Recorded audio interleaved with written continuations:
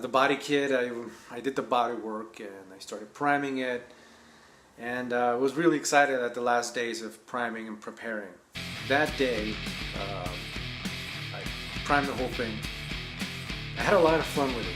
I mean, I see the pieces, how they came out, and I was just excited to see them because that's what I wanted to see. I wanted to see the next step and the next step, and I think that's what got me going. With priming, you have a little bit more of, you can get away with a lot of things with priming. But when it comes to painting and base painting clear, that's when you start to get serious. You better start looking at what you're painting or what's getting on the surface. This one is the front bumper cover. And as you can see, there's a couple of things that I noticed and I had to redo, like right here, for instance. I thought there was some kind of a weirdness. It didn't have like a really nice contour line or this curvature here like that. And of course, I had to drill a couple of holes because that's where the license plate is going to go. I did some body work here. That way you can see what's going on all throughout. I haven't finished sanding all the way, but as you can see, this is a work in progress. You know, once you sand off those, the body filler, right? You get all these really weird, I don't know, shades, and you don't even know what's high or what's low anymore. And this was a high spot right here. It was like standing out. And it looked really weird. And right here in the middle, it just had there was all kinds of imperfections on the whole, on this part of the kit. That day when I was priming, I shot the whole thing and I was really excited, and the next week I was going to start sanding it off. But when I started sanding it off, and I did some wet sanding, I noticed all these imperfections. I'm like, oh, what happened to this? What happened to the priming? I thought it filled in those areas, you know, those little imperfections of the body work or certain things. These are the side skirts. I've already done the priming and I've noticed where the imperfections are.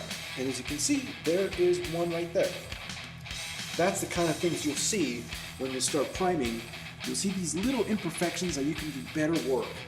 And look at that. That's exactly what I'm referring to. You can do better work, a better job, if you knew where the problems were. Now this is the area where the wheel is going to be in front of it, so it doesn't really matter if it's, you know, a little crappy. At this point, it looks kind of weird. I think it's just dirt.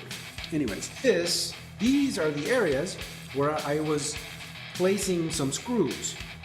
And what's happening with these areas is that the screw, when it goes in the movement, it's causing this thing to break or have these hairline cracks. So I added some epoxy on these areas to prevent any type of hairline cracks. Anywhere where I put this epoxy, that's where the hairline cracks were happening, and I prevented that from happening. Okay, and I did on both of my skirts. Look, this is the part that I was using. I was using the JB Weld Marine. And of course, you want to have something that is also waterproof, so I use this one. This one is strong and sturdy. If it's good for the marine use, it will be good for those. Now I can sand this off so it can blend with the rest of the panel. So you want to lightly put some primer on here just so you can have some adhesion when you start putting your final paint. I have to get it done. So I prime it the second time. After I'm sanding everything off, I'm really excited because now I'm ready for base paint. This is pretty much the third time I'm doing this, to be honest with you, okay? Because every time I spray this thing with primer, and I go ahead and start sanding it off to make it nice and smooth, like right now. But every time I do this, I always end up with some issues. Certain things happen again that I see more imperfections, and I'm just almost fed up with the thing. I'm ready to give up. I get all these imperfections. I see them. I'm like, oh no. So I started putting this, what is it, a professional putty, or the glazing putty on. Start adding that stuff. See those areas? That's where I added, where I see those imperfections.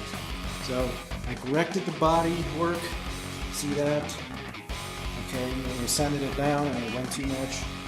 Right there I saw there was a hole in the fiberglass, and I'm like, oh no. There's certain times that I couldn't get to the next step because I had to finish, even though it was tedious, time consuming, I had to finish that. I had to do that step before I can continue on any further, because what's going to happen is that you're going to start going backwards. Slowly. So you start doing maintenance on it. And here's some more, and it's just on and on. Okay, imperfections. It's just insane, you know. Cracking. These right here, I added these. This black spots, these are actually epoxy because I noticed when I drilled a hole and it was straight or direct contact with a screw, I realized that sometimes they would crack, okay? The fiberglass will start cracking or the primer will start cracking, and you'll see all these weird hairline cracks, and to prevent that I added the epoxy around it. That way it won't crack or anything like I did the priming in this session. There was all kinds of weirdness happening on the substrate, on the surface. I saw these little things that I didn't see before when I was wet sanding it and sanding it. So I did both. I did dry sanding and I did wet sanding. Areas like this where I sanded it off because the door would just keep scratching it. This one had a bunch of imperfections on here that I've noticed after I started sanding off the primer. Look at that. So I realized that, well, you know what, my body work wasn't as great as I thought it was going to be, so maybe that's why. I don't even know why it feels rough here.